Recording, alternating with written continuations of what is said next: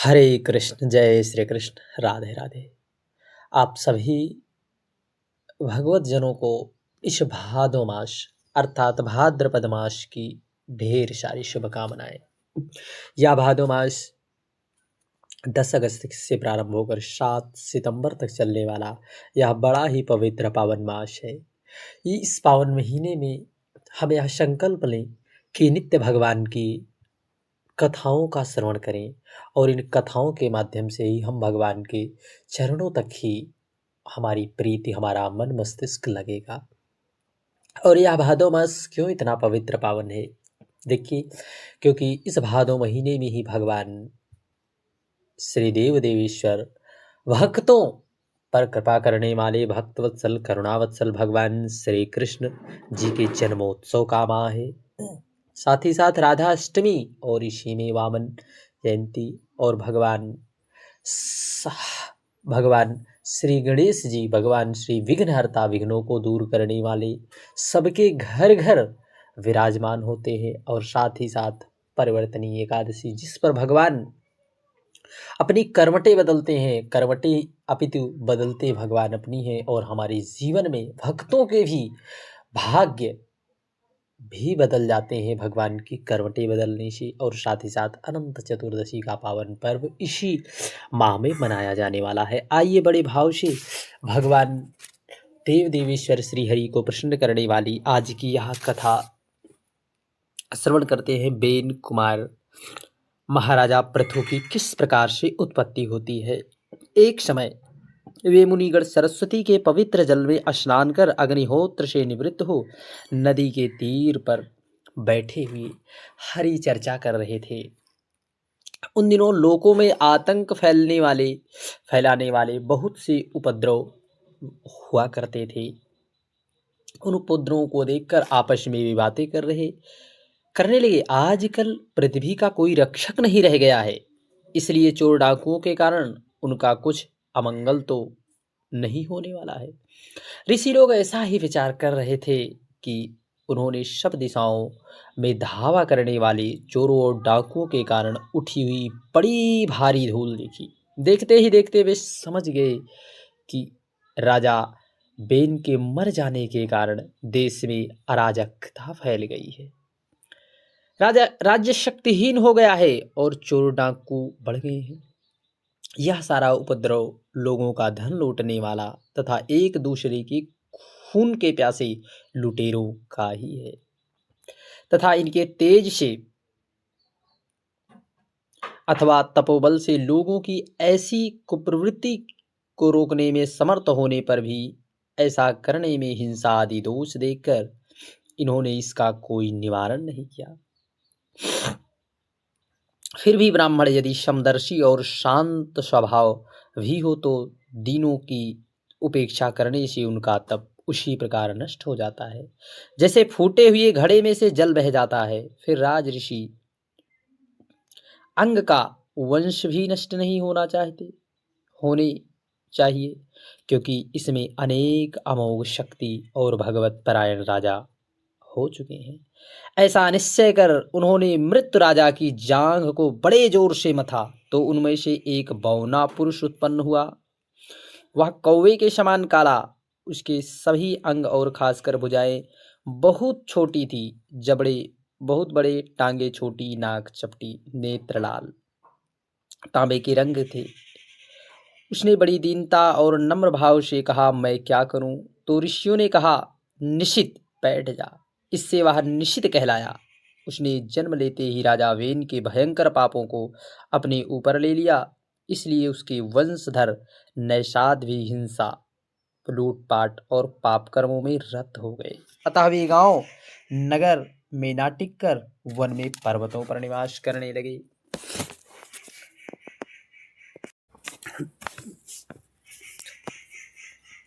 तब मैत्रेय जी कहते हैं, विदुर जी, इसके बाद ब्राह्मणों ने पुत्रहीन राजा वेन की भुजाओं का मंथन करना प्रारंभ कर दिया। तब उनमें से एक स्त्री पुरुष का जोड़ा प्रकट हो गया।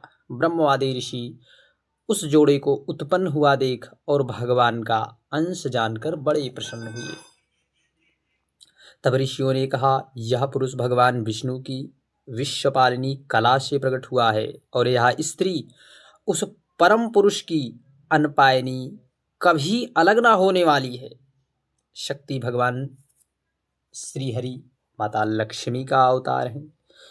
इनमें से जो पुरुष है वह अपने सुयश का प्रथम विस्तार करने के कारण परम यशस्वी पृथु नामक सम्राट होगा। राजाओं में यही सबसे पहला होगा। यह सुंदर दांतों वाली एवं गुण और आभूषणों से विभूषित होने वाली स्त्री इस पृथ्वी को ही अपना पति बनाएगी। इसका नाम अर्च होगा। तब पृथु के रूप में साक्षात श्रीहरि के अंश ने ही संसार की रक्षा के लिए अवतार लिया और अर्ची के रूप में निरंतर भगवान की सेवा में रहने वाली उसकी नित्य सहचरी श्री लक्ष्मी जी प्रकट हुई थी। तब मैत्री जी कहते हैं, विदुर जी, उस समय ब्राह्मण लोग पृथु की स्तुति करने लगे। श्रेष्ठ गंधर्वों ने गुणगान किया और सिद्धों के पुष्पों की वर्षा हो, अप्सराएं नाचने लगी। आकाश में शंख तुरही तरह तरह के वाद्य यंत्र बजने लगे। समस्त देवता ऋषि और पितर अपने अपने लोकों से वहां आए। जगदगुरु ब्रह्मा जी देवता और देवेश्वरों के साथ पधारे। उन्होंने वेन कुमार पृथु के दाहिने हाथ में भगवान विष्णु की हस्तरेखा और चरण कमलों का चिन्ह देकर उन्हें श्रीहरि का ही अंश समझा, क्योंकि जिसके हाथ में दूसरी रेखाओं से बिना कटा हुआ चक्र का चिन्ह होता है वह भगवान का ही अंश होता है। वेदवादी ब्राह्मणों ने महाराज पृथु का अभिषेक कर आयोजन किया। सब लोग उसकी सामग्री जुटाने में लग गए। उस समय नदी, समुद्र, पर्वत, सर्प, गौ आदि पक्षी, समस्त जीवधारी प्राणियों ने भी उन्हें तरह तरह के उपहार दिए। सुंदर वस्त्र और आभूषणों से अलंकृत महाराजा पृथु का विधिवत राज्याभिषेक हुआ। उस समय अनेकों अलंकारों से सजी हुई महारानी अर्ची के साथ वे दूसरे अग्निदेव के सदृश जान पड़ते थे। फिर विदुर जी, उन्हें कुबेर ने बड़ा ही सुंदर सोने का सिंहासन दिया। वरुण ने चंद्रमा के समान श्वेत, सब देवताओं ने भिन्न भिन्न सामग्री उन्हें दिया। वायु ने 2 चवर, धर्म ने कीर्तिमयी माला, इंद्र ने मनोहर मुकुट, यम ने दंड, सरस्वती ने सुंदर हार, भगवान विष्णु ने सुदर्शन चक्र, विष्णु प्रिया लक्ष्मी ने अविचल संपत्ति, रुद्रों ने 10 चंद्राकार चिन्हों से युक्त कोश वाली तलवार, अंबिका जी ने चंद्राकार चिन्हों वाली ढाल, चंद्रमा के अमृतमय अश्वत्थाष्टा, विश्वकर्मा ने सुंदर रथ। समस्त देवताओं ने अपने अपने अंश से उत्पन्न सामग्रियां उन्हें प्रदान की। तब नित्य नूतन पुष्पों की माला आकाश विहारी सिद्ध गंधर्वादियों ने नाच गान बजाने लगे और अंतर्ध्यान हो जाने की शक्तियां ऋषियों ने अमोघ आशीर्वाद। समुद्र ने अपने उत्पन्न हुए शंख तथा 7 समुद्र, पर्वत और नदियां उनके रथ के लिए बेरोक टोक मार्ग उपहार किया। अर्थात समुद्र उनके रथ के लिए, उनकी सेना के लिए बाधक कभी नहीं बनता। अर्थात समुद्र रुक जाता था जब उनकी रथ की यात्रा निकलती थी, ऐसा उन्होंने आशीर्वाद दिया। तब उन समुद्र ने अपने से उत्पन्न हुआ शंख, 7 समुद्र, पृथ्वी आदि उपहार दिया। इसके पश्चात सूत, मागध और वंदीजन उनकी स्तुति करने के लिए उपस्थित हुए। तब उन स्तुति करने वालों का अभिप्राय समझकर वेनपुत्र परम प्रतापी महाराजा पृथु ने हंसते हुए मेघ के समान गंभीर वाणी में बोले, सौम्य, सूत, मागध और वंदीजन, अभी तो लोक में मेरा कोई भी गुण प्रकट नहीं हुआ है। तुम किन गुणों को लेकर मेरी स्तुति करोगे? मेरे विषय में तुम्हारी वाणी व्यर्थ नहीं होनी चाहिए, इसलिए मुझसे भिन्न भिन्न किसी और की स्तुति करो। तब मृदुभाषियों कालांतर में जब मेरे अप्रकट गुण प्रकट हो जावे, तब भरपेट अपनी मधुर वाणी से मेरी स्तुति कर लेना। देखो शिष्ट पुरुष, पवित्र कीर्ति श्री हरि के गुणावनाद गुणानुवाद के रहते हुए अपनी मधुर वाणी से शिष्ट पुरुष मनुष्यों की स्तुति नहीं किया करते। महान गुणों को धारण करने में समर्थ होने पर भी कौन बुद्धिमान पुरुष है जो उनके ना रहने पर केवल संभावना मात्र से स्तुति करने वाले के द्वारा अपनी स्तुति कराएगा। यदि यह विद्याभ्यास करता है तो इसमें अमुक अमुक गुण हो जाते हैं। इस प्रकार की स्तुति से मनुष्य की